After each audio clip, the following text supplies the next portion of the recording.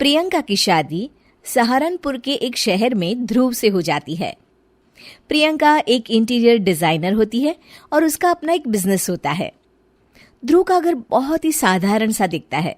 उनके घर में हर चीज पुरानी और घर के हिसाब से बिल्कुल अलग होती है। प्रियंका को लगता है कि वो इस घर को बहुत ही सुंदर बना सकती है। ध्रुव, ये घर बहुत ही पुराने तरीके से डेकोरेटेड है। अच्छा, मुझे तो नहीं लगता। कभी ध्यान दोगे तो लगेगा ना। ऐसा लगता है कि हम शहर में रहकर भी गांव में रहते हैं। अच्छा,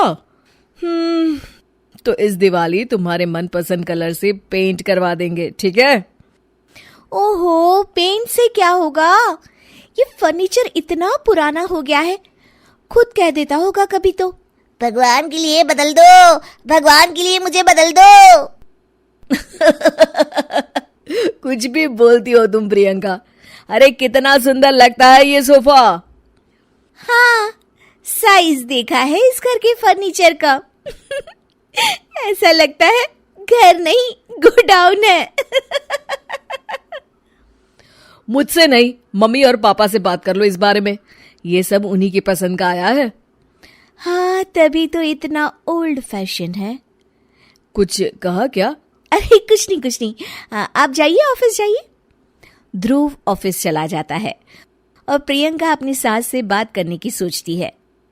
मम्मी जी, मैं क्या सोच रही थी कि अगर हम इस संदूक को यहाँ से हटा दें तो काफी जगह बच जाएगी ना। हाँ, इसे हटा देंगे और सामान कहाँ रखेंगे? अपने सर पर?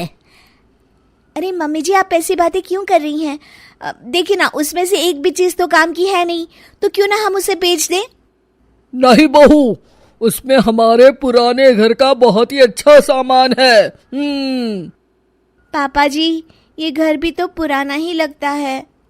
एक दिन प्रियंका की सहेली प्रिया उसके घर आती है।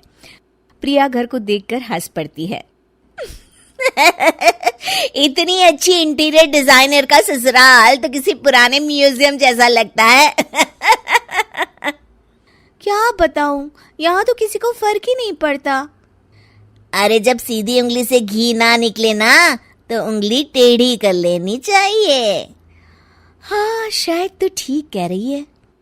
अगले दिन प्रियंका की सास सोफे पर बैठी होती है तो देखती है कि सोफे का कपड़ा नीचे से फट गया है। अरे ये क्या, ये कपड़ा कैसे फट गया? मम्मी जी, मुझे लगता है कि ये किसी चूहे का काम है। क्या? चूहा? फिर से? सास सोफे पर चढ़ जाती है। अब तो मम्मी जी चूहा इस सोफे में अपना घर बना लेगा। क्या? तो क्या करे बहू, तू ही कुछ सुझाव देना। मम्मी जी, हमें स्टील वाले छोटे सोफे बना लेने चाहिए ताकि चूहे को घर बनाने के लिए जगह ही ना मिले। तू सही कह रही है बहू। मैं अभी तेरे ससुर को बोलती हूँ नए सोफे लाने के लिए। मम्मी जी, नए सोफे लाने की कोई जरूरत नहीं है, हम इन्हीं से सोफे बना सकते हैं। आप बस देखती जाइए। प्रियंका सोफे तो नए बना लेती है, पर अब उसमें सिर्फ 2 ही लोगों के बैठने की जगह होती है। अरे ये क्या, इसमें तो बस 2 ही लोग बैठ सकते हैं। अरे बहू, तुझे तो पता ही है, हमारे घर कोई ना कोई आता ही रहता है। इतनी सी जगह में हम कहाँ बिठाएंगे उन्हें? अरे मम्मी जी, आप चिंता मत कीजिए, उसका भी इंतजाम हो गया है।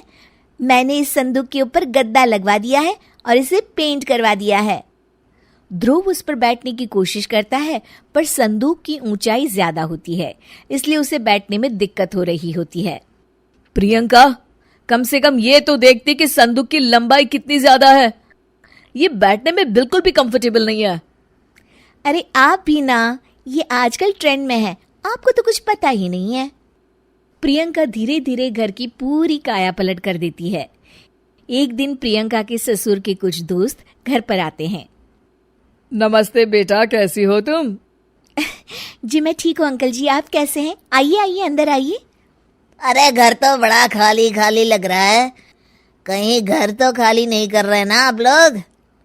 अरे नहीं, ये तो हमारी बहू का कमाल है। तुम बैठो ना रमेश। रमेश को संदूक दिखता है और वो उस पर बैठने की कोशिश करता है और पीछे तक ना होने के कारण जैसे ही वो पीछे होता है गिर जाता है। अरे रमेश, तुम ठीक तो हो ना? हाँ हाँ, ठीक ही हूँ, बस आज तो बाल बाल बच गया मैं। सब लोग गुस्से से प्रियंका की तरफ देखते हैं। अब रमेश अंकल को बैठना नहीं आता तो इसमें संदूक की क्या गलती है? नहीं बहू, गलती तो हमारी है जो तुझे घर का मेकओवर करने दिया। सही कह रहे हैं आप। बहू, तू हमारे घर को पहले जैसा ही बना दे। ठीक है, आप लोग गुस्सा मत होइए, मैं घर को पहले जैसा ही कर देती।